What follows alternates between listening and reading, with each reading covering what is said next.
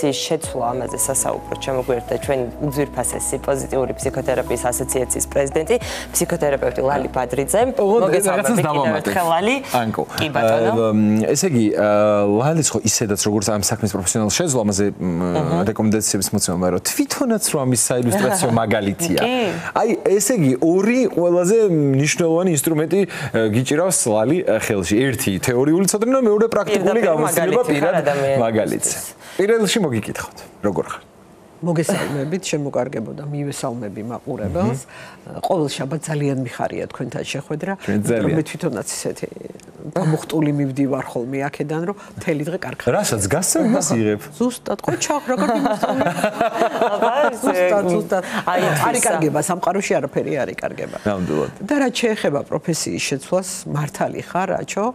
მე 45 წლის ასაკში შევიცვალე პროფესია და ვიპოვე ის საქმე, რომელიც შემთვის ძალიან მნიშვნელოვანია და ყველაფერი. ხო, ყველაფერი. შენ გითხარით ხო, რომ რაც ყოველთვის გაინტერესებდა, თან იყავი შენ საქმეში ძალიან წარმატებული, ესეც მნიშვნელოვანია, ხო? ეს არ იყო ის შემთხვევა, რომ რაღაც არ გამოგივიდა და ბოლოს მიაღწია სულვილს. ვაკეთე, მაგრამ სანამ აქამდე მოვიდოდი და ალბათ ეს ყველაფერი, ალბათ არა, უფრო სწორად რომ ვთქვათ, ეს ყველაფერი იქითკენ მიდიოდა, რომ მე ვყოფილიყავი ის, ვინც ვარ დღეს. და ეს იყო ალბათ ლოგიკური ფინალი ჩემი საქმიანობის, ის რისიკეთებაც ყველაზე ძალიან მიყვარს და ამ განვლილმა ცხოვრებამ და სხვა საქმეებმაც ის გამოცდილება მომცა, რომელიც მეხმარება დღეს ჩემ საქმიანობაში. და ფსიქოთერაპევტი რომ გამხდარიყავი, 45 წლის ასაკში გადავდგი ეს ნაბიჯი. როგორ დაიწყე, როგორ უნდა გადადგან ადამიანებმა ეს პირველი ნაბიჯი, თუნდაც სად ჩააბარონ, სად მივიდნენ? მოდი, პირდაპირ ვთქვათ რა, არ არის ადვილი რა. კი ჩვენ ვამბობთ რომ ასაკის შემაფერხებელი გარემოება არ უნდა იყოს. არ არის კი არა, ალბათ არ უნდა იყოს, მაგრამ ცოტა მაინც რთული მგონია 45 წლის ასაკში. 45 წელი ბევრი კი არ არის. უბრალოდ პროფესიულად ამ წლების განმავლობაში რაღაცა გიკეთებია ალბათ ადამიანს რა. შეიძლება ბევრი რამე გიკეთებია და წესით ამ ასაკში უკვე რაღაცისთვის მიღწეული გაქვს. ალბათ, შეიძლება არც, მაგრამ მოდი ეს მაგალითი ავიღოთ, უფრო რთული მაგალითი. უცებ ეხლა აი შენ 45 წლის ასაკში რამდენი სპექტაკლი გექნება ნათამაშები, რამ თეატრი ხო შენი ცხოვრებაა და 45 წლის ასაკში უცებ ბრახ და შეცვალო პროფესია. ხო არ არის ადვილი?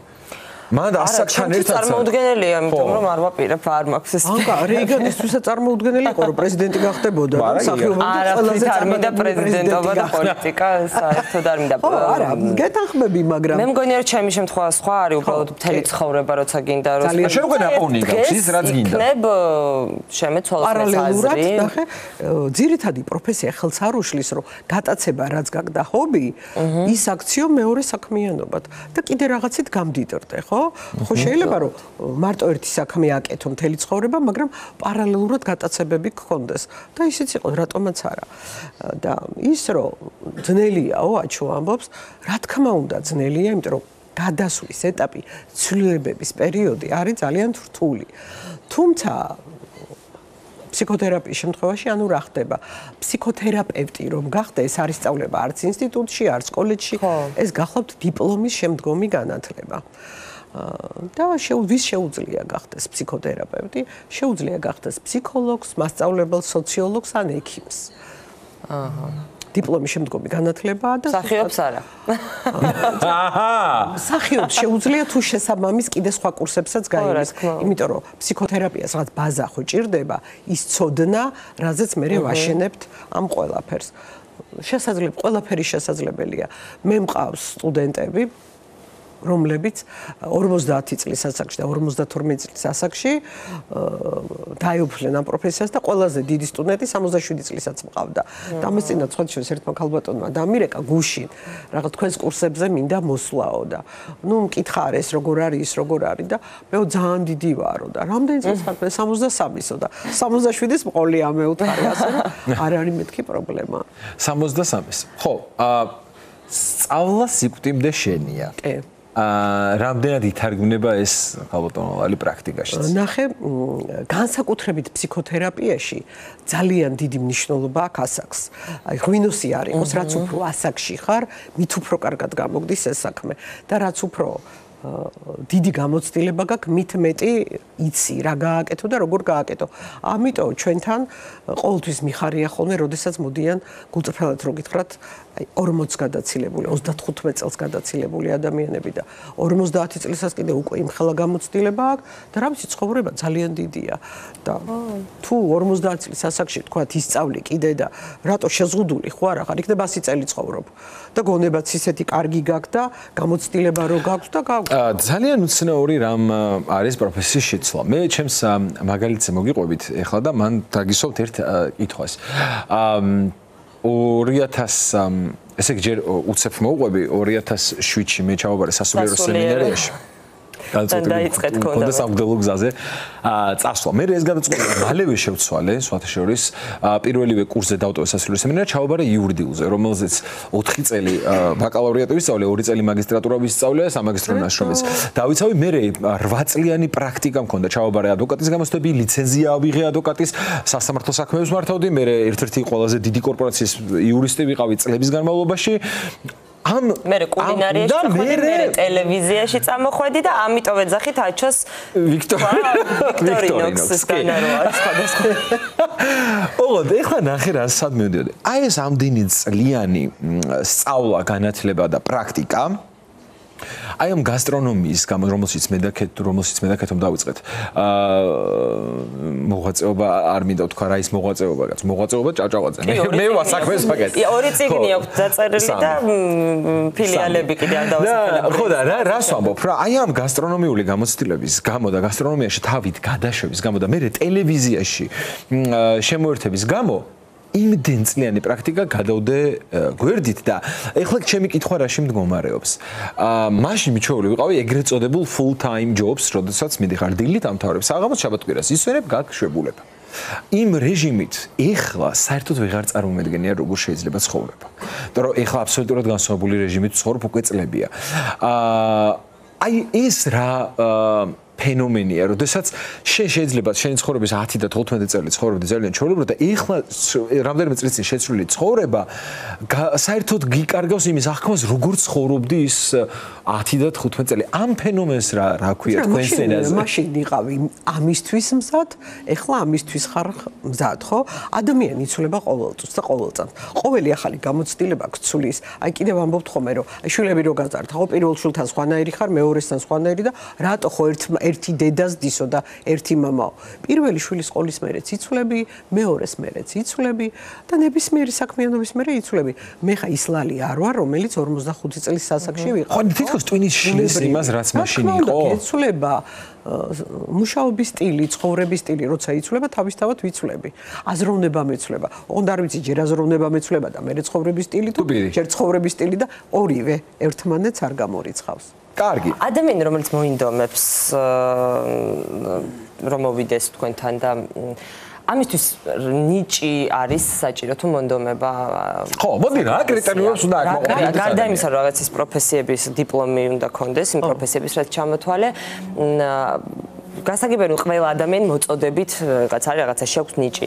აი ვისაც ცოტა ხისტი ხასიათი აქვს შეიძლება გახდეს ესეთი ადამიანი და ესეთი კარგი ანუ მეო შემიძლიაო ჩამარტყა გავიგე ჩვენ ხო მოგიხსენებათ მე მაქვს პოზიტიური ფსიქოთერაპიის სასწავლო პროგრამა რომელიც არის გერმანული აკრედიტებული პროგრამა და მე გახლავთ ამ წარმომადგენლობის ხელმძღვანელი და სწავლება მიდის ევროპული სტანდარტები და ჩვენთან სერტიფიკატიც გაიცემა როგორ მიხარია ერთ-ერთი ფსიქოკონსულტანტი აჩხვარი ფიქრებ ხო ფსიქოკონსულტანტიც ხდები და კიდე 3 წლის მერე უკვე ხდები ფსიქოთერაპევტი და რა არის და რას მაძლევს ეს პროგრამა იცი რა აი ამაზე გიპასუხებ ერთი მარტივი აღმოსავლურ ამბავს მოყვები მოკლედ რა ყველაზე ადვილად ძალიან როგორ ყავს ჩვენ რომ კალათდებით ხოლმე ეს მიყვარს ბრძენთან მივიდა 3 ადამიანი და უთხრეს რომ ჩვენ გვინდაო რომ შენი მოსწავლეები გავხდეთო ბრძენმა უთხრა იცი რა 3-დანო მე ერთ-ერთს ავიყვანო მოსწავლეთო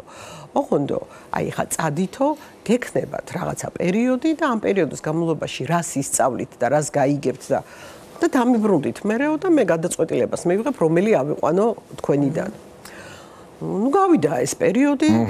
ერთი წავიდა და დაიწყო წიგნების კითხვა, ძალიან ბევრი წიგნი წაიკითხა.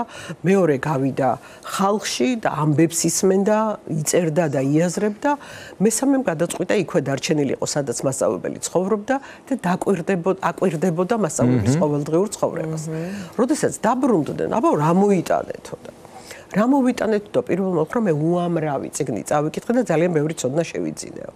მეორე მუთხრა რომ მე ძალიან ბევრ ადამიანს ხვდებოდი და ძალიან დიდი გამოცდილება გამიზიარეს და აი ეს ცოდნა მოვიტანეო და მესამე ჩუმად მოგრძალებულად იდგა და შენ რას აკეთებდიო და მე არაფერი აქვე ახლოს დავრჩი თქვენთან საცხოვრებლად და გაკვირდებოდით როგორ ცხოვრობდითო ხედავდი როგორ დგებოდით დილით როგორ ესიყვარულებოდით ყვავილებს როგორ ეფერებოდით ხეებს ხედავდი როგორ იღებდით ადამიანებს განურჩევლად წოდებისა და ქონებისა ყველას ერთდაირად როგორ ექცეოდითო მე იმასაც ხედავდი რომ ყოველთვის გქონდათ რომ დამტკბარიყავით მზის ჩასვლითო და აი ამას ვაკვირდებოდიო და რა მოგცა ყველაფერმა ამან რა ისწავლე აქედანო რა ვისწავლეო და მივხვდი რომ სწავლა შიგნიდან მოდის ჯერ შიგნიდან უნდა იყო ადამიანი შიგნიდან უნდა შეიცვალო რომ მე შეძლო რომ თუნდაც სხვა სასწავლო და თუნდაც ის საქმე აკეთო რაც გიყვარს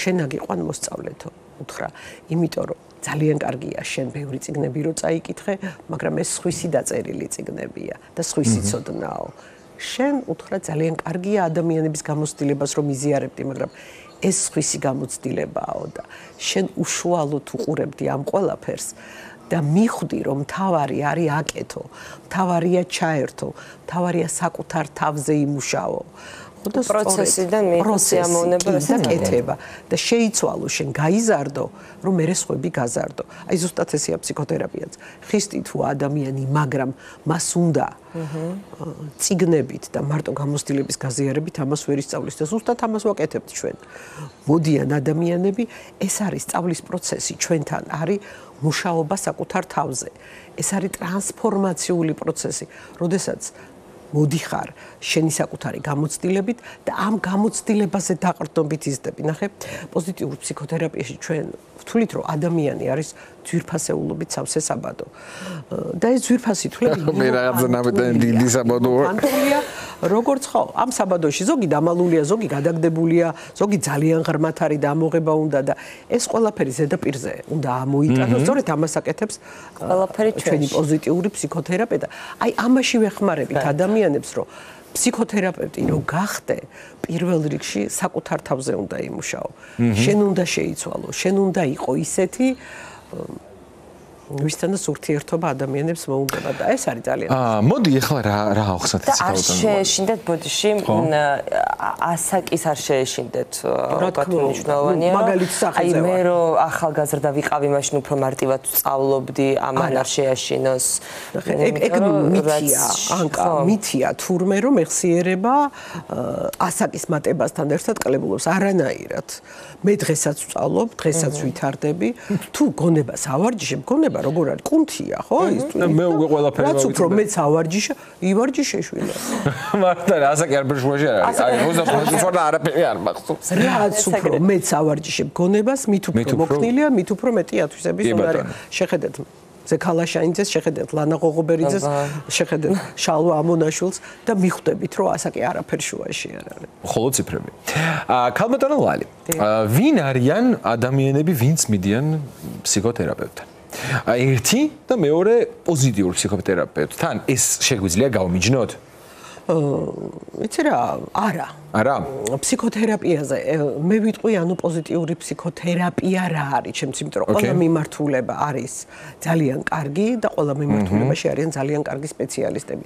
და სასწავლო კურსებიც ბევრია. ოღონდ აი მიდგომაშია განსხვავება, ხო? აი წეგან რაც ვახსენე ჩვენ უფრო უფრთხილდებით ადამიანს და უფრო ვცდილობთ რომ მისი შინაგანი რესურსები ამოვიღოთ. უფრო პოზიტიურია ჩვენი ფუძემდებელი, ვინც არის პოზიტიური ფსიქოთერაპიის, ამბობდა რომ მე რომ მკითხო პირველ რიგში ექიმებმა უნდა ისწავლონო ეს მიმართულება, იმიტომ რომ აი ეს რესურსების ამოწევა და ეხმარება პაციენტს პირველ რიგში სჭირდება და ეს არის ძალიან მნიშვნელოვანი და რაც შეეხება ვისთან უნდა სწორად გავიგე კითხვა? ვისთან უნდა მიხვიდე, ხო? ვინ არიან ის ადამიანები, ვინც მიდიან?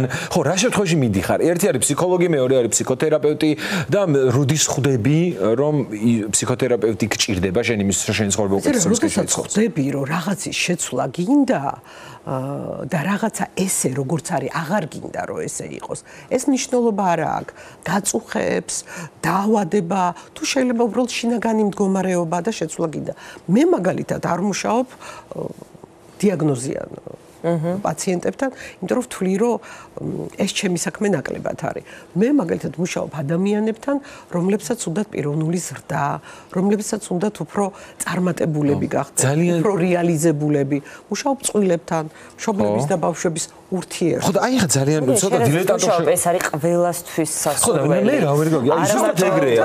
იმისთვის, ვისაც ცხოვრების შეცვლა უნდა უბრალოდ აი საკუთარი თავის საუკეთესო ვერსია რო გახდეს ადამიანი მაგისთვის. აი როგორც სიყვარულის მდგომარეობა გაიზულებს რომ იყოს შენ რაღაცნაირად ყველაზე კარგი საკუთარი თავის ვერსია, ისე არის. მე ცოტა სხვანაირად ვიტყოდი რა რაღაცის გამოთქმა ცოტა არ მიყვარს რომ საკუთარი თავის საუკეთესო ვერსია.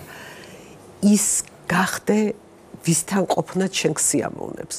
შენ თვითონ. შენ თვითონ.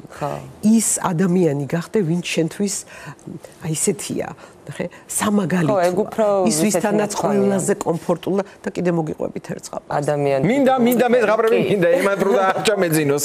პროსტა. ისევ აღმოსავლურ თქმულებას მოგიყვებით. ერთი ძალიან ცნობილი მუსიკოსი იყო ჩინეთში, რომელიც საოცრად უკრავდა. აი მის მუსიკაზე ამბობდნენ, რომ ეს მუსიკაა თუ მედიტაციაო, ვერ გაიგებო. და ერთი ახალგაზრდა მივიდა, რომელიც ძალიან კარგად ფლობდა ინსტრუმენტს და უთხრა, რომ მე მინდა თქვენთან ვისწავლო.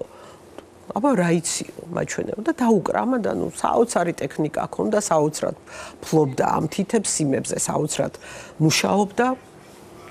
და ძალიან რთული მელოდია შეასრულა და ელოდებოდა რომ ბრძენი შეაქებდა. მან არაფერი არ უთხრა. მეო ასე კარგად დაუყარიო ესეთი ტექნიკა მაქვს და ნუ თუ არაფერი არ მოგეწონოთ, კი მომეწონაო, კარგი ტექნიკა გაქვს, მაგრამ ეხა წამომყევიო, რაღაცას გაჩვენებო და წაიყვანა. წავიდნენ, ბევრი არის თუ ცოტა იარეს, მიადგნენ ერთ წისქვილს, სადაც მოხუცი მეწისქვილე ჩამომჯდარიყო და უკრავდა. არ უკრავდა მაგარი და ესეთი ძლიერი ტექნიკით, ზოგიერთი ნოტი არც ისმოდა, მაგრამ უცებ ახალგაზრდა მიხვდა, რომ ესეთი მუსიკა მას არ მოусმენია. მუსიკამ, რომელმაც შეძრა და კითხა მასწავლებელს, რომ რა ხდებაო? არც ტექნიკა აქვს ისეთიო, რას მელოდიასაც არ უკრავს ისეთ რთულსო და რას აკეთებსო? ის მელოდიას არ უკრავსო, ის სიცოცხლეს უკრავსო, უთხრა. ის უკრავს იმას, რაც მასშიაო. და აი ეს უნდა ისწავლო. ტექნიკა ყველას შეუძლია რომ ქონდესო, მაგრამ აი ის შიგნიდან რაც გაქვს, აი ეს რაც შენ ხარ, სხვათა შორის გუშინ აი კი, არ დაგისრულებია ბოდიში. ვერ ვასწავლებო. ვერ ვასწავლებ. ხო და წამოიყვანა და უთხრა რომ აი ეს მარტივი მელოდია ერთი წლის მანძილზე აძლევდა ყოველდღე მარტივ მელოდიას და უკარი. და უკრავდა ეს მარტივ მელოდიას, რომელიც მისთვის არაფერი არ იყო. და ერთი წლის მერე უცებ იგრძნო, რომ იგრძნო. ხო. იგრძნო, რომ გადმოსცემს იმას, როგორ დაქრის თბილისიო, მასზე როგორ მოქმედებს, თვითონ როგორ არის თბილისიო. იგრძნო, როგორ არის გაზაფხული, იგრძნო, როგორ არის სიცივე, თვითონ როგორ არის. და უცებ აღმოაჩინა, რომ გარშემო ყველა უსმენს. ზოგი ტირის, ზოგი ბედნიერია, ხალხზე მუშაობს ეს მუსიკა და ზუსტად ასეა ჩემო კარგო ნახე ფსიქოთერაპიაში. ის თუ როგორ ვისთან მივიდე, როგორ ამოვარჩიო, გინდა სამუშაოდ და გინდა სასწავლებლად, შევხედო ამ ადამიანს. უკრავს ის სიცოცხლის მუსიკას, როცა მე ვხედავ მისი ცხოვრების სტილს, ვხედავ რას აკეთებს, როგორ ცხოვრობს. ეს კი ეს ადამიანი გავლენას მოახდენს ჩემზე და მეც რაღაცას ვისწავლი, რომ ის მუსიკა დაუკრა, რომელიც სიცოცხლეა და შენი ამოსარჩევია ვისთან მიხვალ. ძალიან დიდი არჩევანია, თუმცა ყველა პოულობს თავისას. და მე მგონია, რომ ის ადამიანები, რომლებიც თავის მუსიკას უკრავენ, ტექნიკა შეიძლება ყველას ჰქონდეს ძალიან მაგარი, მაგრამ აი თავის მუსიკას ვინ უკრავს, აი ხა რა გამახსენდა მაგაზე რატო ჯაგეჯერით წეღარ მე გუშინ შემთხვევით შემხვდა კვენტინ ტარანტინოს ძველი კვენტინ ტარანტინოს შემხვდა არ დელიზია დელიზია მე-17-ზე ამოდიოდა ინტერვიუ შემხვდა კვენტინ ტარანტინოს სადაც ის ზუსტად მაგას ამბობს რომ ის რომ კარგი რეჟისორი იყო თქვენ წარმოედგინეთ და არ ნიშნავს რომ იცოდე ლინზები არ ნიშნავს რომ კონდეს სკოლა დამთავრებული შეიძლება შენ შიგნიდან იმდენად დიდი კინემატოგრაფი იყო იმდენად იცოდე რისი გადაღება გინდა და იმდენად გწამდეს შენი უნარების როცა ესეთი რეჟისორიც კი მაგას ამბობს მაშინ დავფიქრდი კიდევ ერთხელ და არაპირველად რომ ცხოვრებაში შენი შინაგანი რწმენა და შინაგანი კარნახი რატო ჩაფიქრდი გადაღებას აპირებ შენი შინაგანი კარნახი ხშირად ძალიან იმაზე გაცილებით ბევრს ნიშნავს ვიდრე სამაგისტრო ნაშრომი და დიპლომზე დატანილი სტატუსი ასე ხო ამიტომ მოდი 2 წუთამდე გვჩება და ვუთხრათ კიდევ ერთხელ ჩვენს მაყურებელს ვის და როდის შეუძლია აირჩიოს პროფესიად ფსიქოთერაპია პროფესია ფსიქოთერაპია შეუძლია აირჩიოს ადამიანს, ვისაც ძალიან უნდა, ადამიანს, რომელსაც ძალიან უყვარს ადამიანები და ადამიანს, რომელიც არ ამთავრებს განვითარებას საკუთარ თავში, რომელიც სულ მუშაობს საკუთარ თავზე და ნახე, მე მაქვს პრაქტიკული ფსიქოლოგიის კურსი ასევე, სადაც ძალიან ბევრი ფსიქოთერაპიული მიმართულების გარდა პრაქტიკაში მუშაობ, სუჯგუფური მუშაობა მიდის და აი ამ კურსის გავლის მერე ხვდები, შენია ეს პროფესია, თუ არ არის შენი და თუ ეს არ არის შენი, იმასაც ხვდები, საით წავიდე. მოკლედ საკუთარ თავს შიგნიდან დაინახავ. სიცოცხლის მუსიკა და თუ ამის სწავლა, აი, არსებობს ადამიანი, ვინც ამას კარგად გასწავლის. მე პირადად ვიცი ვისთანაც. ძალიან დიდი მადლობა ქალბატონო. დიდი მადლობა. რა თქმა უნდა, ამ ენერგეტიკაზე რომელზეც გადაცემის დასაწყისში დავიწყეთ საუბარი, ეს ენერგეტიკა მეც გადმომიდოდა, დიდი იმედი მაქვს ჩვენს მაყურებელსაც. მართლა საოცარი ენერგეტიკა, აი რაღაც ყველაფერი ცუდი ხდებოდა, მან რადგან ვაპარაკობდით და მაინც ვიცინით. კარგი, მოგდა დავიშტობთ ქალბატონოვალის. დავიშტობთ თვალის ფორმულა ნიუსს უთმობთ ეთერს და ნახევარ საათში შემოგერთდებით. სადღაც პლუს მინუს 5 წუთი.